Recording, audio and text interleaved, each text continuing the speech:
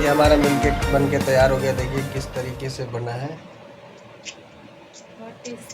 और so yummy, so tasty. बिना किसी मिलावट, होममेड मिल्क केक है। इसमें कोई मैदा नहीं है, कुछ बाहर की इंग्रेडिएंट नहीं है, बस दूध और चीनी से बन के तैयार है। दूध, चीनी और पनीर। आप भी अपने घर पे ट्राई करिए।